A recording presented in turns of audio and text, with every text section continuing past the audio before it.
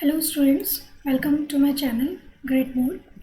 And last video में हमने पढ़ा था क्षितिज का पार्ट 1 जो था सूरदास के पद, और मुझे बहुत अच्छा लगा। आप लोगों ने उसको काफ़ी पसंद किया, काफ़ी लोगों ने उसको देखा, और इसी को आगे बढ़ाते हुए हम आज पढ़ेंगे क्षितिज का चैप्टर 2 जो है राम लक्ष्मण परशुराम संवाद। इसको लिखा है तुलसीदास जी ने। तो चैप्टर शुरू करने से पहले हम तुलसीदास जी के बारे में थोड़ा सा जान लेते हैं।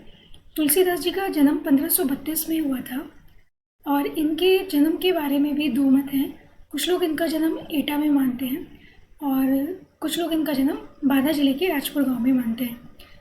पिछली बार मैंने आपको बताया था कि किसी भी लेखक की जीवनी याद करते हुए कुछ पॉइंट्स मेन होते हैं, जिसमें से उसके जन्म, मृत्यु का वर्ष, दोनों का स्थान, उसके रचनाएँ, उसके माता पिता का नाम, ये सारी चीज़ें मेन होती हैं। तो उन्हीं चीज़ों को याद करते हुए आज हम देखेंगे कि गोस्वामी तुलसीदास जी का जन्म 1532 में हुआ था और उनकी मृत्यु 1623 में हुई थी। तो 1623 और 1532 में से आप एक ही चीज़ याद कर लीजिए। और जैसे आपने 1532 याद कर लिया, तो अब मृत्यु का अगर समय आपको देखना है तो 15 से अगला साल कौन सा आएगा? 1600 आएगा। अब 32 को आप उल्टा कर दीजिए, 3 2 को कर दीजिए 2 3, तो 1532 का बन जाएगा 1623। तो 1623 में उनकी मृत्यु हुई थी काशी में। उन्होंने मेनली 2 लैंग्वेजेस में लिखा है, अवधी और ब्रजभाषा। हमारा जो आज का पाठ है वो रामचरितमानस से लिया गया, बालकांड से लिया गया एक पाठ है, और इसको उन्होंने अवधी भाषा में लिखा है। इसके अलावा उन्होंने बहुत सारी रचनाएं की हैं, जिनमें कृष्ण गीतावली, दोहावली आदि उनकी प्रमुख रचनाएं हैं। वो दोनों ही भाषाओं के बहुत अच्छे लेखक थे। अवधी और ब्रजभाषा दोनों पर ही उनका समान रूप से अधिकार था। और अगर हम रामचरितमानस की बात करें तो उत्तर भारत में रामचरितमानस बहुत प्रसिद्ध है। हमारे घर घर में रामचरितमानस मिल जाता है। तो इस तरीके से अच्छा, एक चीज़ और मैं आपको यहाँ बताना चाहूँगी। तुलसीदास जी के माता पिता की मृत्यु उनके बचपन में ही हो गई थी, पर उन्हें आगे अपने गुरु से राम भक्ति का मार्ग मिला और उन्होंने अपना पूरा जीवन राम भक्ति में व्यतीत किया, और रामचरितमानस उसका एक बहुत ही बेहतरीन उदाहरण है। तो चलिए पाठ को शुरू करते हैं। पाठ को शुरू करने से पहले मैं आप लोगों को इस पाठ की भूमिका बता देती हूँ, राम लक्ष्मण परशुराम संवाद के बारे में। मिथिला के जो राजा थे, राजा जनक, और इस पिक्चर में आप देख सकते हैं ये पूरा दृश्य दिखाया गया है। तो राजा जनक ने अपनी पुत्री सीता का स्वयंवर रखा। स्वयंवर में उन्होंने शर्त रखी कि जो भी शिव धनुष को तोड़ देगा उसके साथ में अपनी पुत्री का विवाह करूँगा। अब शिव धनुष जो था वो महाराजा जनक को उनके पूर्वजों ने दिया हुआ था, और उनके पूर्वजों को महर्षि परशुराम ने दिया था। परशुराम ने राजा जनक के पूर्वजों को दिया था उसको संभाल के रखने के लिए, और राजा जनक ने उस धनुष को शर्त में रखा। तो वहाँ पे बहुत सारे राजा आए हुए थे स्वयंवर में, किसी से वो धनुष नहीं उठा। तोड़ने की तो बहुत दूर की बात थी, पर जैसे ही श्री राम ने उस धनुष को उठाया वो उनसे तुरंत ही टूट गया। इस बात पे परशुराम जी बहुत गुस्सा हो गए, और जैसे उनको पता चला कि किसी ने शिव धनुष तोड़ दिया है तो वो गुस्सा होकर एकदम वहाँ पे आ पहुँचे। अब आप लोग सोचेंगे कि परशुराम जी जो कहीं और थे वो एकदम से वहाँ कैसे आ पहुँचे, तो मैं यहाँ पे आपको क्लियर कर देती हूँ कि परशुराम जी को मन की गति से कहीं भी पहुँच जाने का वरदान प्राप्त था। मन की गति से पहुँच जाने का वरदान मतलब जितनी तेज़ी स्पीड से मन सोच सकता है उतनी स्पीड से वो कहीं भी जा सकते थे। जैसे हमारा मन होता है आज यहाँ पे है, अभी इस क्षण हम कुछ सोच रहे हैं, अगले क्षण हम तुरंत ही किसी और बात में खो जाते हैं, तुरंत कहीं और पहुँच जाते हैं। तो उसी गति से परशुराम जी कहीं भी आ जा सकते थे। तो परशुराम जी जब मिथिला पहुँचे और उन्होंने देखा कि उनके आराध्य शिव का धनुष किसी ने तोड़ दिया, तो वो बहुत ही ज़्यादा क्रोधित हो गए। इसी क्रोध को रामचरितमानस में गोस्वामी तुलसीदास जी ने लिखा है। यहाँ लक्ष्मण जी ने अपने वीरस से भरी हुई भावों से परशुराम जी पे व्यंग्यात्मक शैली में कहा है, और इसी संवाद को हम आगे पढ़ते हैं। चलिए शुरू करते हैं। नाथ शंभुधनु भंज निहारा, कि श्री राम जी कहते हैं कि हे नाथ, हे प्रभु, शंभु धनु, शंभु मतलब शिवजी का धनुष, धनु मतलब धनुष, भंज निहारा जिसने भी तोड़ा है, कोई कऊ एक दास तुम्हारा, वो कोई एक तुम्हारा ही दास होगा। आयसु कहा कही किन मोही, आपका जो भी आदेश हो, जो भी आपका कहना हो वो आप मुझसे कहो। सुनी रिसाए बोली मुनि को ही, ऐसा सुनकर रिसाए मतलब गुस्से से भरे हुए मुनि कहने लगे सेवको सो जो करे सेवकाई, कि हे राम सेवक तो वो होता है जो सेवकाई करे, मतलब जो सेवा करे वो ही सेवक होता है। अरिकनी करी करी लड़ाई, अरि मतलब शत्रु, लड़ाई मतलब लड़ाई, और जो शत्रु होता है वो तो केवल लड़ने वाले काम ही करता है। सुनो राम जेहि शिव धनु तोड़ा, हे राम तुम सुनो कि जिसने भी इस शिव धनुष को तोड़ा है। सहस बाहु सम सो रिपु मोरा, रिपु मतलब शत्रु, मोरा मतलब मेरा, सहस बाहु मतलब सहस्त्र बाहु, सहस्त्र बाहु नाम का एक राक्षस था जिसको परशुराम जी ने मारा था। तो परशुराम जी कहते हैं कि हे राम तुम सुनो कि जिसने भी शिव धनुष को तोड़ा है वो सहस्त्र बाहु के समान ही मेरा शत्रु है। अच्छा, मैं आपको यहाँ पे एक चीज़ क्लियर करना चाहूँगी। आप लोग नोटिस कर रहे होंगे कि इस वीडियो के लिए हमने अपना वीडियो का फॉर्मेट चेंज कर दिया। वो इसलिए कि ये जो आपका चैप्टर है और इसकी जो लैंग्वेज है वो आपके हिसाब से टफ है, तो इस लैंग्वेज को स्क्रीन पे आपके लिए दिखाना बहुत ज़रूरी था, इसलिए हमने यहाँ पे अपना फॉर्मेट चेंज किया है। तो प्लीज़ मुझे कमेंट सेक्शन में लिख के ज़रूर बताइएगा कि आपको ये फॉर्मेट कैसा लगा। सो बिल गाओ बिहाई समाजा, और वो जो कोई भी है इस समाज में बैठे हुए, मतलब इस सभा में बैठे हुए लोगों से बिलगाऊ हो जाए, बिलगाऊ मतलब अलग हो जाए। नैते नहीं तो मारे जही सब राजा, नहीं तो सारे के सारे राजा यहाँ पर मारे जाएंगे। सुनी मुनि वचन लखन मुस्काने, ऐसे मुनि के वचन सुनकर लखन मतलब लक्ष्मण जी मुस्कुराने लगे। बोले परशु धरी अवमाने, कि और जिन्होंने परशु धारण कर रखा है, परशु शस्त्र है परशुराम जी का, तो जिन्होंने परशु धारण कर रखा है मतलब परशुराम जी से बोलने लगे। बहु धनुई तोरी लड़िकाई, लड़िकाई मतलब बचपन में, तोरी मतलब तोड़े, बहु मतलब बहुत, धनु मतलब धनुष। आप हर वर्ड का मीनिंग प्लीज़ लिखते जाइए, आपको बाद में समझने में पढ़ने में आसानी रहेगी। बहु धनुई तोरी लड़िकाई, बचपन में हमने बहुत से धनुष तोड़े हैं। कभू ने असी रिस कीने गुसाई, रिस मतलब क्रोधित होना, गुस्सा होना, गुसाई मतलब किसी संत महात्मा ने, पर कभी भी किसी संत महात्मा ने ऐसा गुस्सा नहीं किया। यही धनु पर ममता की हेतु, ममता मतलब प्यार, यही मतलब इस धनुष पर ही आपको क्यों ममता, क्यों प्यार है। सुनी रिसाई कह भृगकुल केतु, कि हे गुस्से से भरे हुए ऋषि, सुनी रिसाई, रिसाई मतलब गुस्सा, भृगुकुल केतु। अब भृगु जो थे वो परशुराम जी के दादा का नाम था, तो हे भृगुकुल, भृगु के कुल में जन्म लेने वाले केतु समान ऋषि, आप ऐसी बात सुनकर लक्ष्मण की वो बोले, क्या बोले परशुराम जी, हे नृप बालक, नृप मतलब राजा, बालक, हे नृप बालक मतलब राजा का बालक मतलब राजकुमार। काल बस बोलत तो ही न संभार, तुम काल के बस में आकर बोल रहे हो जिस पर तुम्हारा कोई, तुम अपने शब्दों को संभाल नहीं पा रहे हो। धनु ही सम त्रिपुरारी धनु विदित सकल संसारा, और सारे संसार को, सकल संसार को ये बात पता है, विदित है कि त्रिपुरारी के धनुष के समान कोई दूसरा धनुष नहीं है। धनु ही सम त्रिपुरारी धनु विदित सकल संसारा। अब इस पे लक्ष्मण जी क्या कहते हैं देखिए। लखन कहा हंसी हमरे जाना, इस बात पर लक्ष्मण जी हंसकर कहते हैं कि हमने जाना, हमने तो यही जाना है। सुनहु देव सब धनुष समाना, कि सभी धनुष एक समान होते हैं, कि हे देव सुनो सभी धनुष एक समान होते हैं, हमने तो यही जाना है।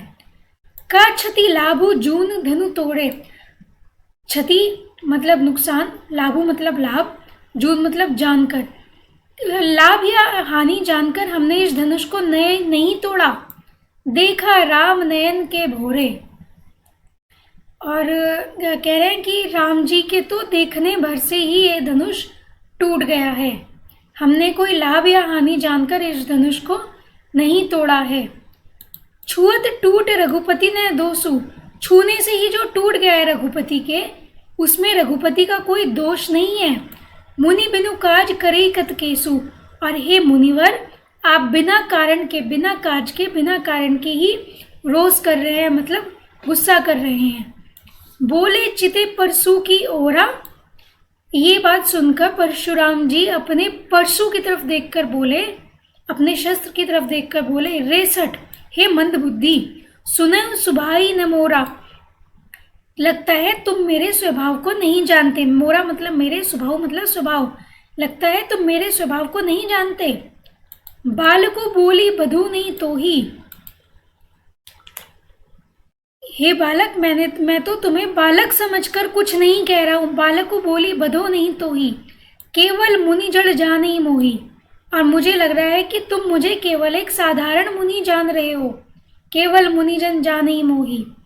बाल ब्रह्मचारी अति कोही, मैं तो बाल ब्रह्मचारी हूँ और अति कोही हूँ, अधिक क्रोधित होने वाला हूँ। विश्व विदित मतलब सारे संसार को पता है कि क्षत्रिय कुल द्रोही, कि मैं क्षत्रिय कुल का द्रोही हूँ। द्रोही मतलब नाश करने वाला। सारे संसार को पता है कि मैं क्षत्रिय कुल का नाश करने वाला हूँ। भुजबल भूमि भूप बिनु कीनी, भुजबल मतलब अपनी भुजाओं के बल से, भूमि इस भूमि को, इस संसार को, भूप मतलब राजा, बिनु मतलब के बिना कीनी, अपनी भुजाओं के बल से मैंने इस भूमि को बिना राजाओं के कर दिया है। विपुल बार महादेव ने देनी, और अनेकों बार मैंने ये भूमि राजाओं के बिना करके अपने महादेव को दान में दी है। परशुराम जी के बारे में ऐसा कहा जाता है कि परशुराम जी ने 21 बार इस धरती को क्षत्रियों से मुक्त करके उसे महादेव को दान में दे दिया था। सहस बाहुभुज छेद निहारा, सहस बाहु की भुज मतलब भुजाओं को जिसने काट दिया था।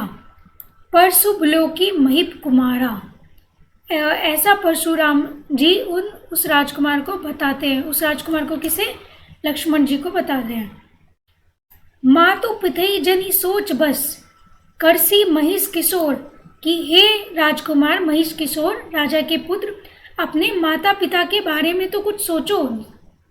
गर्भने के अर्भक दलन, परसु मोर अति घोर, मेरा तो इस संसार में इतना डर है कि गर्भ में पल रहा बालक भी मेरी ललकार सुनकर मर जाता है।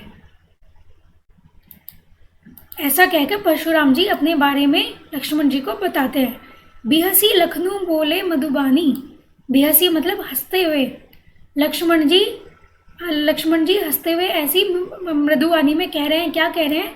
अहो मुनीसु महाबटमानी, अरे मुनिवर, मैंने तो आप तो महापराक्रमी हैं, मैंने तो आपको पहले ही महापराक्रमी माना हुआ है। पुनि पुनि मोह ही दिखाओ कुठारू, पर आप ही अपना कुठार, अपना जो शस्त्र है वो मुझे बार बार दिखा रहे हैं। चहत उड़ावन फूकी पहाड़ू, आप तो एक फूक से ही पहाड़ को उड़ाना चाहते हैं। पहाड़ू मतलब पहाड़, उड़ावन मतलब उड़ाना, चहत मतलब चाहते हैं। यह कुंभड़वतिया को नहीं, यहाँ पर कोई भी कुंभड़वतिया नहीं है। कुंभड़वतिया मतलब जो बातों से ही डर जाए। जे तर्जनी देखी मर जाही, कि कोई तर्जनी उंगली देखकर ही मर जाए। तर्जनी उंगली क्या होती है? हाथ की जो हमारी सबसे छोटी वाली उंगली होती है उसे तर्जनी कहते हैं। कि तर्जनी उंगली देख के ही कोई मर जाए। क्या कैसे तर्जनी उंगली देख के मर जाते हैं? जो फूल होते हैं उसके, कुंभड़वतिया मतलब जो छोटे छोटे फूल आते हैं जब कोई किसी पेड़ पे फल आने वाला होता है, उसकी तरफ अगर उंगली भी दिखा दो तो वो फूल गिर जाता है और उस पर फल नहीं आता है। तो लक्ष्मण जी कहते हैं कि यहाँ पर कोई भी कुंभड़वतिया नहीं है जो तर्जनी उंगली देखकर ही मर जाए।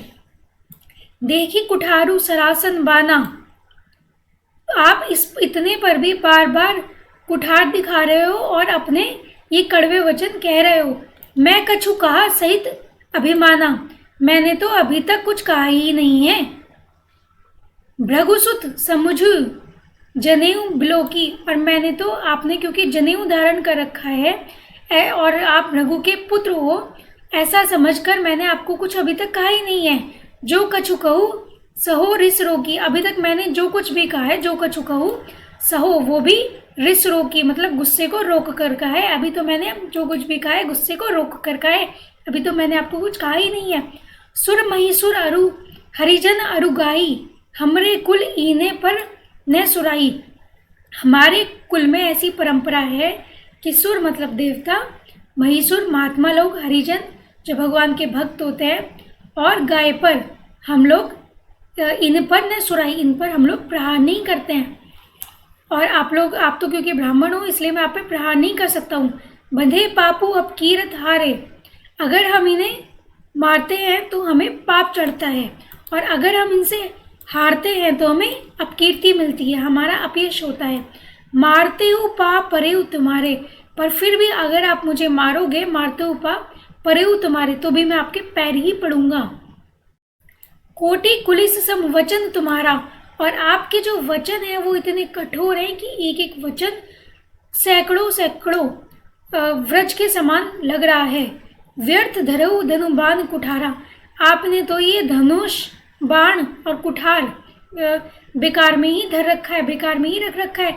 आपके तो वचन ही इतने कठोर हैं कि एक एक वचन ही आपका 100 व्रज के समान है। सो बिलो की अनुचित कहू क्षमो महामुनि धीर, सुनी सरोष भृगुवंश मणि बोले गिरा गंभीर। और ये जो ऐसे अनुचित वचन लक्ष्मण जी कह रहे हैं, ये इनको सुन के, जो बिलो की अनुचित कहू क्षमो महामुनि धीर, तो वो कह रहे हैं कि लक्ष्मण जी की हे महामुनि, फिर भी मैं कहता हूँ कि अगर मैंने कुछ अनुचित कहा है तो आप मुझे क्षमा कर दीजिए। सुनी सरोष, ऐसा सुनकर, गुस्से से ऐसी बातें सुनकर भृगुवंश मुनि, भृगु के जो वंशज है मुनि, वो गंभीर होके बोले, क्या बोले? कौशिक सुनो मंद ये बालक। किससे बोल रहे हैं? कौशिक से। कौशिक कौन है? विश्वामित्र का नाम है। तो कौशिक सुनो, यह मंद बालक है। कुटिलु काल बस निज कुल घालकू, ये बहुत ही कुटिल है और काल के बस में आके ये अपने ही कुल का घातक बनने वाला है। भानुवंश राकेश कलंकु, भानुवंश का है, मतलब ये सूर्यवंश का बालक है, परंतु ये कैसा है? जैसे चंद्रमा पर कलंक होता है, चंद्रमा पर धब्बे होते हैं। निपट निरंकसु अवधु अशंकु, और कैसा है ये भी इसको बिल्कुल ही अपने पे अंकुश नहीं है, ये निरंकुश है, अबोध है बालक, और इसको अपने आप पे अशंकु है, कोई अपने आप पे कोई कंट्रोल नहीं है। काल कवलु होई छनमाही, और काल के बस में आके ये मेरे हाथों छनमाही, मृत्यु को प्राप्त होगा। कहो पुकारी खोरी मोहनाई, और मैं पुकार रहा हूँ, मैं कह रहा हूँ सबके सामने कि खोरी मोहिनाई, बाद में मेरा दोष मत देना, मुझे दोष मत देना, इसमें मेरा कोई दोष नहीं होगा। तुम्हें हटकऊ जो चहु उबारा, कही प्रतापु बल रोष हमारा, और तुम ही इस बालक को कहो जो चारों ओर चहु उबारा, जो चारों ओर विद्यमान है, जो सब लोग जानते हैं। क्या? कही प्रतापु बल रोष हमारा, इस बालक को हमारे प्रताप, बल और गुस्से के बारे में तुम ही बताओ, जो चारों ओर विद्यमान है। लखन कहू मुनि सुजसु तुम्हारा, तुम्हें अछत को भरने प्यारा। अब ऐसा सुनकर विश्वामित्र जी कुछ बोलते उससे पहले ही लक्ष्मण जी कहने लगे, लखन कहू मुनि सुजसु तुम्हारा, कि हे मुनि, तुम्हारा जो ये सुयश है, जो आप बताना चाह रहे हो, तुम्हें अछत को भरने पारा, इसको तो कहने की जरूरत ही नहीं है। तुम्हें अछत को भरने पारा, अपने मुंह तुम्हें आप नहीं करनी, क्यों कहने की जरूरत नहीं है? क्योंकि तुम तो अपने ही मुंह से अपने आप ही अपनी बड़ाई करे जा रहे हो कि हे मुनिवर, हे परशुराम जी, तुम्हारे सुयश को तो किसी और को बताने की जरूरत ही नहीं है, तुम तो अपने मुंह से अपनी बड़ाई करे जा रहे हो। बार अनेक भांति बहुबरनी, बार बार अनेक बार तुम अपने मुंह से अपनी बड़ाई कर चुके हो। नहीं संतोष ते पुनि कछु कहू, अगर अभी भी आपको संतोष नहीं हुआ है तो पुनि मतलब पुनः दोबारा से कुछ कह लो। अगर अभी भी अपनी बड़ाई कर करके तुम्हें संतोष नहीं हो रहा है, बड़ाई कहाँ कर रहे हैं? परशुराम जी बता रहे हैं कि मैं अब 21 में इतनी बार धरा को राजाओं से मुक्त करा चुका हूँ, मैं क्षत्रिय कुलद्रोही हूँ और मैंने सहस्त्रबाहु का वध करा है। इस प्रकार की बातें जो परशुराम जी बता रहे हैं, तो उसको सुन के लक्ष्मण जी कह रहे हैं कि अगर इतना सब कुछ कहने के बाद भी, तुम्हें अपनी पढ़ाई करने के बाद भी संतोष नहीं हुआ तो पुनः कुछ कह लो। जनी रे सिरो की दुसई दुख सहु, पर अपने गुस्से को रोक के खुद को यो दुख मत दो। मतलब अगर तुमको ये सोच के गुस्सा आ रहा है कि मैं अपनी पढ़ाई नहीं कर पा रहा हूँ, तो कह लो वीरव्रती तुम धीर अछोवा, तुमने तो वीरता का व्रत लिया है, तुमने धीर को धारण करा है, मतलब धीरज को धारण करा है। गाली देते ने पावई शोभा, तो ये गाली देते हुए तुम शोभा नहीं देते हो। लक्ष्मण जी कहते हैं परशुराम से कि तुमने तो वीर का व्रत धारण करा है, वीरता का व्रत, तुमने तो धीरज को धारण करा है, तो ये गाली देते हुए तुम शोभा नहीं देते हो। सूर समर करनी कही, समर मतलब युद्ध, सुर मतलब वीर लोग, कहीं न जानवी आपू, जो लोग वीर होते हैं वो अपनी बड़ाई अपने आप नहीं करते हैं। क्यों? क्योंकि वो उनकी जो बड़ाई है, उनकी जो श्रेष्ठता है, वो तो युद्ध भूमि में स्वयं ही प्रकट हो जाती है। विद्यमान रन पाई रिपु, कायर कही प्रतापु, जो वीर होते हैं उनकी विद्या तो रणभूमि में अपने आप ही शत्रु को दिख जाती है। केवल जो कायर होते हैं वो ही अपने प्रताप को कहते हैं।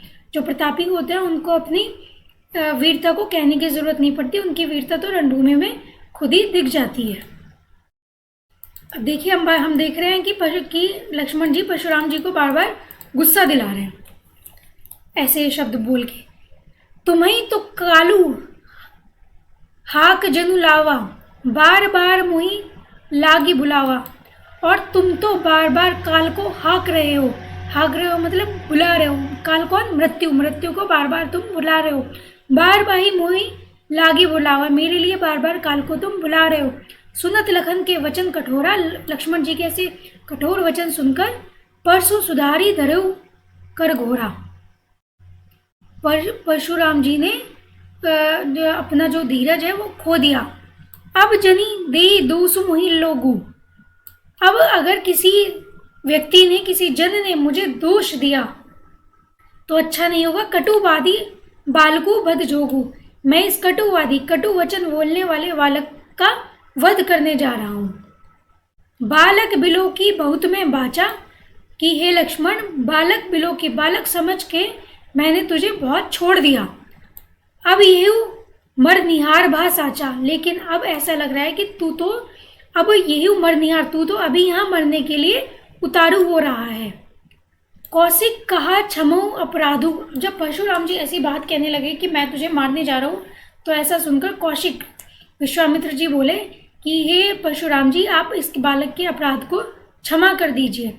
बाल दोष गुण गनई न साधु, जो साधु लोग होते हैं, जो बड़े लोग होते हैं, वो बालकों के दोष और गुण को नहीं देखते।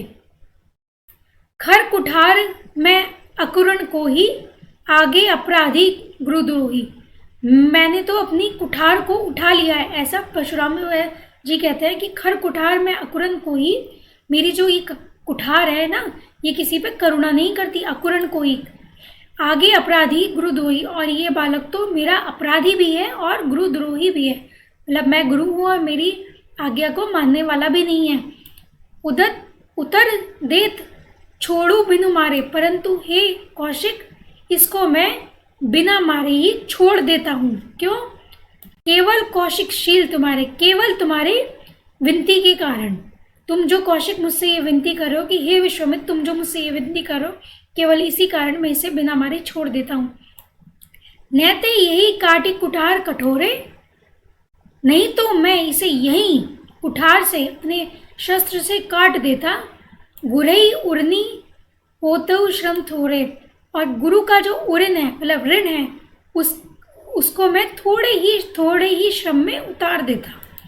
इस बालक को मैं यहाँ काट देता और गुरु के श्रम को मैं थोड़े में ही उतार देता। गादि सुनू के हृदय हसी, मुने हरी हरी सूझ, अब उनके ऐसे गुस्से से कहे हुए वचन सुनकर हृदय हसी, अपने ही मन में हंस रहे हैं। कौन हंस रहे हैं अपने मन में? कौशिक हंस रहे हैं, विश्वामित्र जी हंस रहे हैं। क्यों? मुनि हरी हरी सूझ, क्योंकि उनको लग रहा है कि मुनिवर को तो हर जगह हरा ही हरा दिख रहा है, हरा ही हरा सूझ रहा है। जैसे कहावत है कि सावन के अंधे को हर जगह हरा ही हरा दिखाई देता है, सब कुछ एक सा ही दिखाई देता है। इसी तरीके से मुनि को भी, परशुराम जी को भी हर जगह हरा ही हरा दिखाई देता है। ये सोच के विश्वामित्र जी अपने मन में हंस रहे हैं। अय में खांड ने हुक्म में, ये जो दोनों बालक हैं, ये खांड मतलब गुड़, ऊख मतलब गन्ना, गन्ने से जो खंड बनती है, जो गुड़ बनता है, ये गन्ने से बने हुए गुड़ नहीं है। अजो ने बूझ अबूझ, इन बालकों को ये समझ ही नहीं पाए हैं। बूझ अजो, इन बालकों को ने बूझ अबूझ, ये समझ ही नहीं पाए हैं। केहू लखन पुनि मुनि सील तुम्हारा, को नहीं जान विदित संसारा। अब ऐसा सुन के लखन जी, लक्ष्मण जी फिर से कहने लगे, क्या कहने लगे कि हे मुनिवर, तुम्हारी जो ये शीलता है, तुम्हारी जो ये विनती है, ये तुमने जो भी ये बात कही है, इस बात को पूरा संसार जानता है। माता पितई उड़नी भय नीके, माता पिता का हम पे ऋण होता है। गुर ऋणु रहा सोचु बड़ जी के, पर आप साथ में ये भी सोच रहे हैं कि गुरु का भी आप पर बहुत बड़ा ऋण है। सो जनु हमरे ही माथे काढ़ा, और उस ऋण को भी आपने हमारे ही माथे पर कर दिया है। वो जो आपका आपके गुरु का आप पर आपके गुरु का ऋण है, वो भी आपने हमारे ही माथे कर दिया है। दिन चली गए ब्याज बढ़ डाला, और जैसे जैसे दिन बढ़ रहे हैं वैसे वैसे तो उसका ब्याज भी बढ़ रहा होगा। अब यहाँ पे लक्ष्मण जी परशुराम जी पे व्यंग करते हुए कहते हैं कि आपने जो अभी ये बात कही है कि गुरई उऋण हो तू श्रम थोड़े, मतलब मैं इस बालक को यहाँ पे काट के अपने गुरु के ऋण से थोड़े ही श्रम में मुक्त हो जाता। मतलब हमारे ऊपर तो माता पिता का, गुरु का, सभी का ऋण होता है, पर उस ऋण को भी आपने हमारे ही माथे पर गढ़ दिया है।